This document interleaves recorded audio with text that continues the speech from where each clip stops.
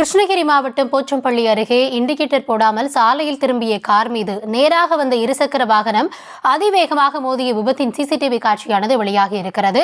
இதுகுறித்த மேலும் விவரங்களுக்காக இணைகிறார் எம்முடைய செய்தியாளர் மூவேந்திரன். வணக்கம். இந்த விபத்துல யாருக்காவது ஏதாவது பாதிப்பு ஏற்பட்டு இருக்கிறதா? என்ன கூடுதல் விவரம்?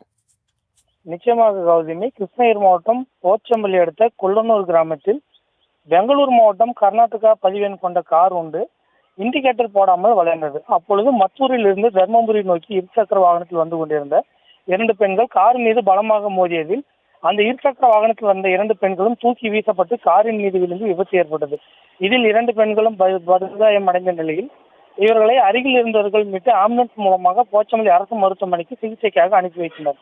மேலும் அங்கிருந்து மேல் சிகிச்சைக்காக தர்மபுரி அரசு மருத்துவக் கல்லூரி மருத்துவமனைக்கு அனுப்பி வைக்கப்பட்டுள்ள நிலையில் இதுகுறித்து தகவல் அறிந்து வந்த போச்சம்பள்ளி போலீசார் விசாரணை மேற்கொண்டதில் இருசக்கர வாகனத்தில் வந்தவர்கள் தருமபுரி மாவட்டம் புலித்திகரை அடுத்த சவுலூர் கிராமத்தைச் சேர்ந்த இந்துமதி, அவரது தோழி அதே கிராமத்தைச் சேர்ந்த வசந்தா என்பது தெரிய வந்தது.